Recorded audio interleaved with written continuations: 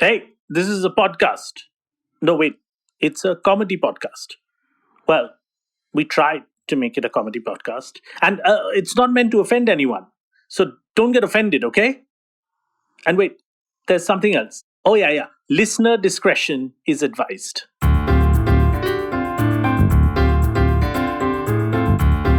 Audiomatic presents Our Last Week.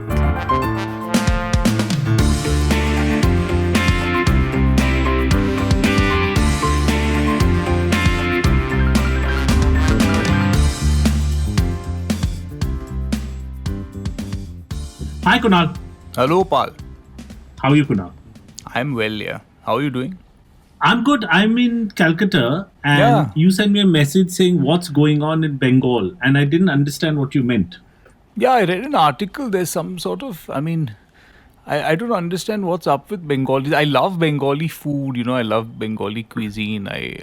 Yes. Even I have a soft spot for Bengali people also. I find them very, very, intelligent, entertaining, and slightly crazy. That's very different from how I find them, but that's because I Yeah. think I'm one of them, so Yeah. No, so I read this article and I just wanted to know whether you had also, because I read that there is some district in West Bengal where a lot of students, a lot of young people, a lot of young boys mostly, in order to get high. I mean, I guess because now, alcohol is just out of reach. It must be very expensive. I remember back in the day, there was that cough syrup phase. You remember when people used to just guzzle cough syrup because it was much cheaper than buying a bottle of rum or whatever. You just buy a cough syrup and you chug the whole thing, and then you just feel kind of woozy, or you just go to sleep for a few hours or whatever it is. I mean, the way inflation is going, Kunal, you and I may have to go back to that phase. Yeah, but I think that they've taken it to the next level in your great state of West Bengal, and these young lads are now buying condoms. Okay. Lots of condoms. Like the sex protection device. The sex protection device, and they're buying these condoms and they're putting them into hot water, almost boiling them, hot water. And then they strain that hot water and they leave it overnight, and then they drink that water, and that gives them a high for about 10 to 12 hours. And apparently condoms are flying off the shelves. There's now a shortage in that district. So they're boiling latex. They're boiling, whatever it is on those condoms that, I don't know whether it's the lubricant or what it is, but they're getting it off that thing. So what is this, Pal? Like, what can you tell me more about what the psyche of, like, this is normal practice in Bengal? You've seen this happen. Have you tried it? Like, have you had it with like a tonic and some ice or something? How do you have it? I was quite intrigued. Like, do you have it with a squeeze of lime, or what is the scene? I'm glad you asked me this. I mean, I personally have not, boiled a lubricant and drunk it. But one of the things that the rest of India often asks is why? Why would you want to do something? Like, for example, why would you want to take what is a device to protect you from having unprotected sex and boil it, right? And I think one of the things they do in Bengal is ask, why not? And see how far the why not can go. Like, let us say if you meet a guy and he says, my house is built entirely of abandoned laptops. Right. Other parts of India would be like, why don't you use cement or bricks or, And the Bengali will say, why not laptops? And then you don't have a response to that. Correct. So why limit the use of condoms to just protected sex? Let us see what other uses it has. In 11% inflation environment, can this also be an intoxicant? Correct. What else can it be? Because I know that I know that condoms are used, and I mean, it's widely known that it's used by a lot of weavers. They use it on their fingers to because it just protects the fingers and it's a good lubricant. So a lot of saris that are being woven, a lot of weavers use it on their hands.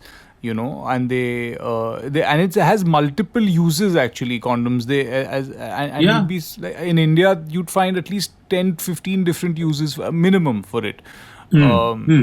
in different industries, in different sort of this thing, because it's good quality latex, and it's usable. But to be a beverage, to finally be Yeah. like, I'm just saying that some products, when they are created, they don't know what their destiny is going to be. Like as a kid in school, they said, "Can you write an autobiography of a condom?" And very rarely would I have gone off in this direction. Like teachers would often say, think imaginatively, like what would the fork be? Like maybe he's melted down and made into something else. But I'm saying it's a very long sort of route for me to go from condom to beverage, Is it also a drink? Is it also this a is the drink? thing. Because it is a sort of survival thing, like I think that like say Bear Grylls goes into the jungle, Yeah. and he has to eat all sorts of things and all that stuff. I'm saying here Bear Grylls just has to go to a normal inhabited university, it's not even a jungle. And over there, as survival, he has to have this water. This is the thing. Like he has to drink the water of a condom. I'm saying that this is stuff that maybe he would also, like he might not make it through at the end of this episode. So how long do you think it'll be before it is offered as a proper drink at Tollygunge Club? Yeah, so that's a very good question. What we don't have as Bengalis is entrepreneurism. Entrepreneurialism, whatever that word is. So if you speak to Bengalis, they will say that entrepreneurialism, the idea of being an entrepreneur, has failed them. Like they have not failed as entrepreneurs. The concept of entrepreneurship has failed them. So what it would need is you would need a Sindhi or Punjabi person to make a business out of it, Correct. To have an app, Right. And he's got a factory like- where he's just boiling different condoms and he's like bottling So the water Bengali and would be selling the mastermind asking various questions like, can we take, say, a traditional coconut, right? And make shoes out of it. Like he's the head of R&D. So the Punjabi guy, will, be like the founder of Zomato, that, Dipinder Goyal or whatever. He Right. would then turn it into an app called Con Drink, Yeah. combining condom and drink Yeah. with a K, Yeah. and then he would get Alia Bhatt to do an ad.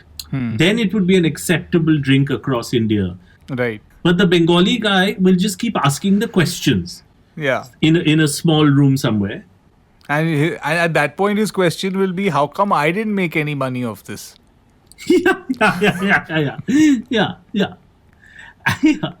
And then he will go and shoot the Punjabi guy, Yeah. and the law will ask him, why did you shoot him? And he'll say, why not? Why not? And Yeah. then why not? So as long as the why not exists in Bengal, Yeah. we'll keep giving India interesting products. Fascinating. I think Tagore had once said, what Bengal thinks today, the world thinks tomorrow. Yeah. And people always saw that as a sign of progressiveness. But I always saw it as a sign that no one has ever thought about this. Correct. The reason the world thinks of it tomorrow is because you are asking a question that no one has needed to ask. You are sitting there thinking, anyone can have protected sex, but who can have a nice drink with a condom? Right. That's the question we're asking. When people say Bengalis are lazy in the workplace, they're not lazy. They're sitting there thinking, what other jobs can I do with this job? Yeah. While lying like in one place, what are the things that, what are the revenue streams to that? Correct. I mean, even if you look at the Indian independence struggle, right? Every other action was against the British because people thought, it's the British that have occupied India. Therefore, all our focus should be against the British. Subhash Chandra Bose said, why not Japan? You know what I mean? Like he went to Japan because he asked the why not question. Yeah. No one was. Now people said, why Japan? They may help you, they may not help you. He said, why not? We won't know. Why not? Kunal, there are few other conundrums I had for this week. But first, I'd like to just welcome our listeners and say hi and hello. Oh, yeah. Hi. Sorry. Yes. Hello, listeners. Hi. Hello. sorry, we got completely immersed in condoms and Bengalis and In condom fluid. I don't even know what to call this drink, but whatever drink we got in. But thank you to our Patreon subscribers. Thank you to our regular listeners. Thank you for joining this episode of Our Last Week. I'm Anuvab. Yeah, I'm Kunal. Yeah. And we this is Our Last Week, and you can find us everywhere where you listen to podcasts, or you can subscribe to us and be part of. I'm going to say the word, and Kunal's going to hate it. Our family, our Last Week army, our army, by going to www.patreon.com / our last week / our last week hyphen no. our last week backslash No, forward slash. Forward slash. Yeah. It's almost like, sounds like a sword, no? Forward slash our last week. It's like he forward slashed me and then I died. And then I backslashed him. I backslashed him. And then hyphen got in the way and broke up the fight. This is terrible, Kunal. I will stop talking now. Kunal, speaking of conflicts though, this is my first conundrum. I will avoid any conflict, Kunal, any conflict with anyone. I know this. You know this about me, even if it means a financial loss. Mm-hmm. Recently, I had to go somewhere to do a show. I didn't want to go. I was with the organizers and I could have easily told them when I was in their city, I don't want to come back. But I didn't tell them that. Okay? So I basically said to them, yeah, I'll come back and do one more show for you.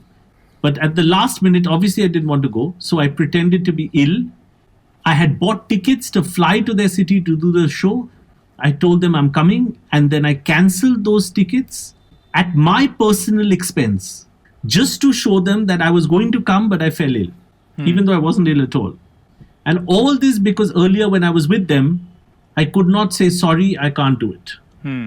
Because I didn't want to get into the conversation of why can't you do it? Right. And then I'd have to say, I'm a little busy. Why are you busy? Just to avoid that conversation, I took a personal loss of 15,000 rupees. So you did not want to do the show. You didn't want to tell them that, now that I've committed, now I can't do it because of other reasons. You didn't want to get into any sort of argument or confrontation or any sort of negotiation with them about having to do the show. So that's why you said, and because you didn't want to get into the negotiation, you kept postponing it till the point where you had to lie. Yeah, basically, I did the show in June. I was there in June. And in June, I could have easily told them, sorry, I can't come back in August. That's how far I will go to avoid conflict. What's your view on conflict? This is more of sort of an advice than conundrum. But what is your view on conflicts? Like, would you go this far just to avoid an uncomfortable conversation? The thing is that I don't much like these conversations either, whether it is someone who's, someone comes sometimes with a script and maybe I don't like it or, I hate it, but you don't want to get into the conversation. That's why you have agents and you have people in between. But sometimes the person has contacted you directly and they're constantly calling. And then finally you're trying to avoid the call, but then finally sometimes you just then you have to just say, I didn't like it. I don't think it's for me. But you never, I mean, very rarely do I have to say that, but sometimes you're driven to that point, and I do find myself having to do it sometimes. But so I guess I'm not as averse to it as you are, but I think for you, you've taken it to a point where now you're spending money on a personality trait. You're kind of saying, because you've accepted that, this is something I can't do. I can't get into it. But it's going to cost me some money. So you're throwing money at the problem. I'm throwing money at the problem. You're throwing money at the problem, saying that, listen, I'm going to splurge on myself by not getting into this confrontation, by just spending on this cancellation fee, or whatever, on this cancellation of the ticket. But I think that, this is something that people should do more of in their lives. And I'm not saying in terms of, paying for your lies monetarily and all that. I'm not being specific. I'm saying there are things that as personalities, that we have, like I'm saying, why should it only be about food and clothes and fancy cars and holidays? I mean, those are those are just material surface things, and of course some of them experiences. But I mean, what is the money you're spending on your personality? There are difficult moments in your life, difficult conversations, and forget conversations, relationships, or if you have to spend money to get out of that, sometimes isn't it worth it? Sometimes isn't it worth it to do that rather than have to have that conversation and then go out and make yourself feel better with a meal or a drink or some dress or something? I absolutely think so. If you are a liar or a cheater, then later you'll have legal expenses, right? Because someone will file a case. So might as well just spend money early on these things. So if you've lied to someone and said you're out of town, then go out of town. Go. If you're going to cancel at the last minute because you avoid conflict, you have to suffer in some financial way, Right. And you're right that if I have that personality, there should be a financial cost to it. Yeah. I mean, that is your splurge on yourself. Most people buy cars, go on holidays. Yeah. All my income goes in just managing my own lies. Yeah. Buying airline tickets that you have to prove that to a promoter that you're on your way, that you have to cancel in the end is your kick. Yeah. Making fake COVID certificates, buying casts for a broken leg I don't have. Yeah. Hiring an actor to play a relative to say he's very unwell, dressed as a doctor. These things are costs. These things are costs, And again, you might ask, Pal, why don't you just tell them the truth? And then my Bengali side kicks in and I tell you, why not make up this whole world? Kunal, I want to quickly ask you, this is more of a question than a conundrum. I don't know if you saw this news story in India today, that a horse in Delhi went crazy at a wedding. So horse was carrying a groom in South Delhi. Yes. The groom was going for his wedding, okay? And in India, you get, to our international listeners, in India, you get married on a horse, right? At least you get to the wedding on the horse, yeah. And usually the groom side are all dancing around the horse. Right. And you said something about weddings that I did not know, which is now as wedding parties head towards a wedding venue, they also play blaring music. So earlier there used to be a band. Well, earlier there was a band, and I mean, they still have bands, but right now what the latest thing is to have a massive truck, and at the back of the truck is loaded with these huge speakers. And those speakers are so loud that, glass vibrates on the buildings that it's going past. And you can really, the whole earth is shaking with how loud it is generally. So it's very, very loud and blaring. And just behind the speakers is this man riding a horse. So you can imagine what, decibel of music that horse is facing. But the thing is, I feel that over the last few years, that horse has probably gotten used to it. Immune to it, But I think that in this situation, the horse kind of bolted and kicked a few of the Baratis, threw the groom off his back and kicked the groom in midair. And then kicked a few other people and ran away. So my theory was that I thought that the horse didn't like the track that was playing. I don't think it had to do with how loud the music was. I think the horse said that, no, what is this? You're playing rubbish. I want only Moosewala, So, I think... And Moosewala is to our other listeners, is a recently deceased great Punjabi rapper who's just passed away. Right. Mr. Moosewala. And probably this horse's favorite. And his track was not being played. And these blaring speakers made the horse bolt because he wanted something else on Spotify. But you had another theory about the horse. I had a couple of theories. One I thought was that, what was the question really? Which is, why hasn't this happened earlier? Because if I have a horse, and loads of people put jewelry on me, and muslin and all of that, and then there's a person that gets on me, and there are two blaring speakers, like you said, in my ears, and there are some 600 Indians dancing around me. Like, why haven't more grooms died? Like, why hasn't the horse gone crazy, neighed, thrown a groom off, stamped his hoof in his face, and said, I deserve better, and run away? Because horses are not humans, that's why. They're just better beings. They're better. They're better. I mean, my other theory was this horse did not believe in the institution of marriage, which happens quite often. That's true. My last theory was that perhaps the horse finally decided that, it has to prioritize its own love story above this human it was carrying on its back. And this wedding was the final one that broke the horse's back, literally. And he said, I have to go tell this woman I love her. And in a human rom-com, you know how a guy would leave his job, run to his lover who is at the airport and tell her, I love you, don't fly away, and marry that guy and go abroad. Maybe the horse who was doing his job said, this is it. This is the time. I need to have my love actually moment. I need to go tell my lover what I think. Fuck my job.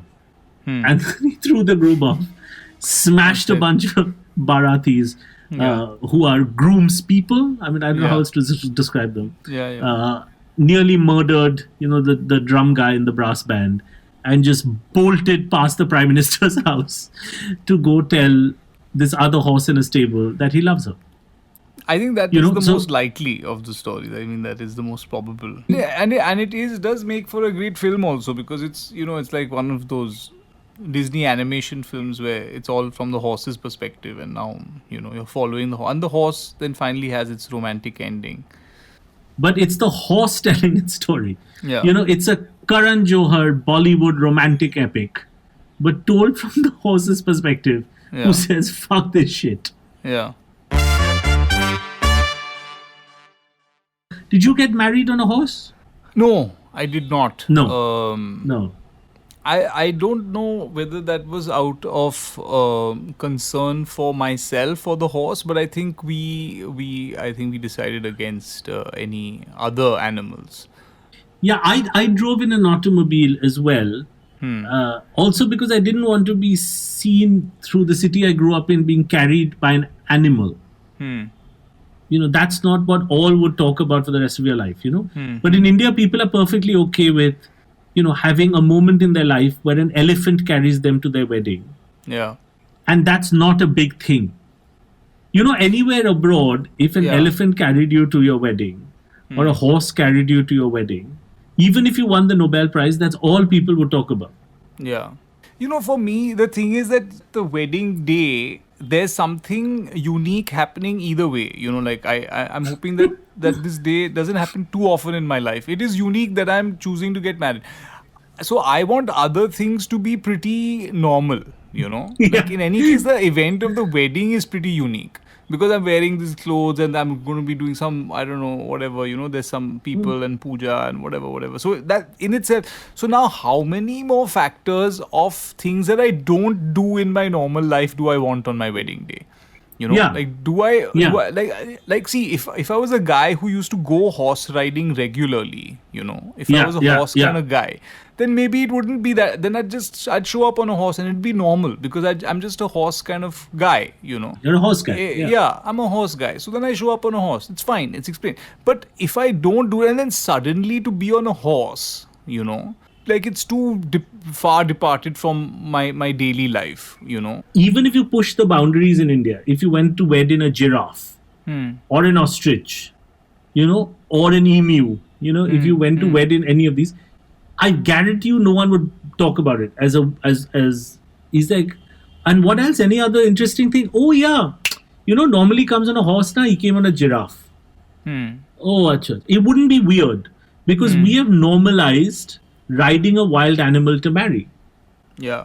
I think again, that this was more about creating spectacle and creating memorable images for people to remember about the wedding. Like, you want it to be so memorable that, remember how he came on this. But I'm saying that then there are other ways to do that also, na?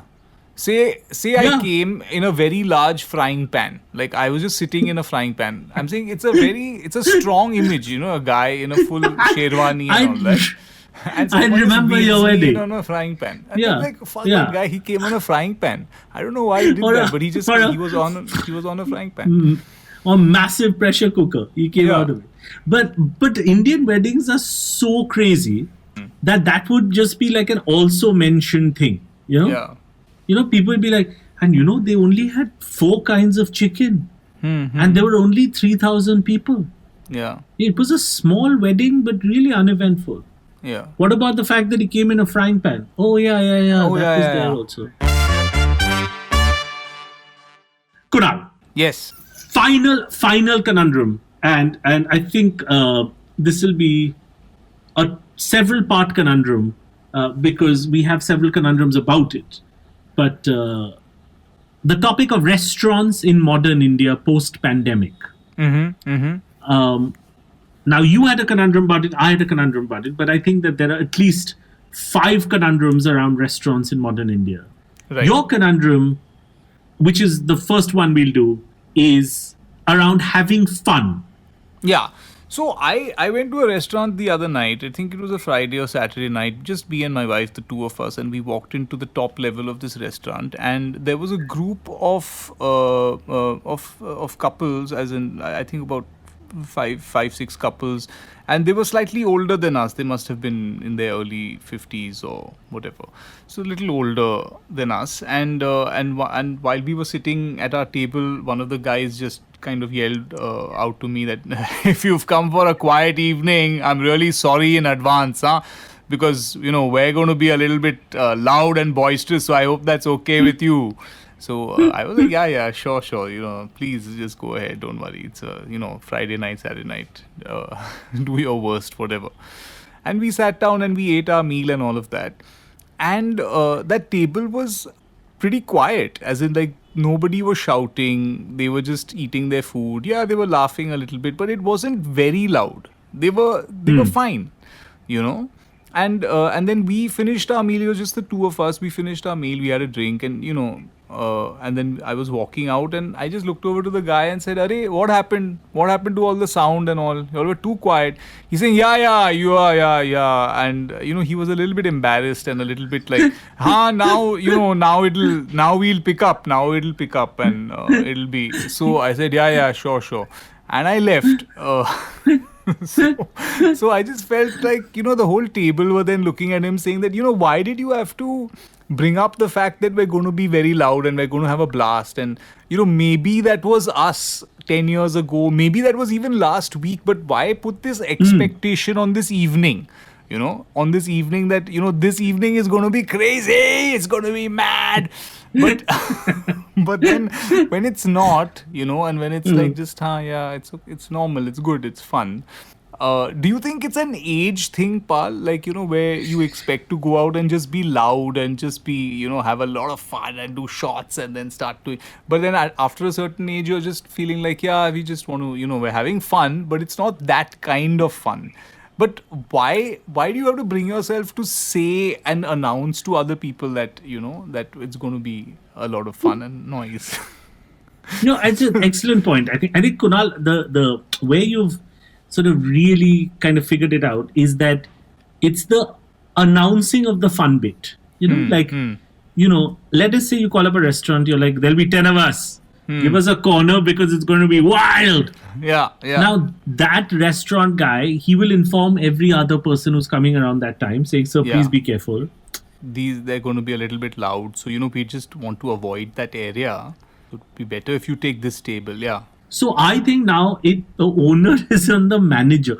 Onus is on the manager who has to double and triple check. And he says, "Sir, you will be rowdy though. Promise." But what kind of rowdy, sir? Like very rowdy, medium rowdy? Yeah. What is your age, sir? Yeah. What does my age have to do with it? Sir, last 2 parties in the 60s, they promised us rowdy. I told all the other guests, 3-4 people cancelled. And they did not deliver, sir. They gave us mid-rowdy. Yeah. Now, Then if you do low rowdy, I won't say anything to other guests. That's Sir, fine. actually, you are in the category of a normal table. You are actually in the Normal normal table. No, I'm not in the normal table category. No, sir. Sir, you are a normal table. You are the normal level of loud. That's Yeah. that'll be the You are- argument now. We gave you 3 chances, sir. 3 chances earlier to be rowdy. Yeah. You ordered politely, didn't shout at the waiter, didn't break any bottles. Now, why No one should I should tell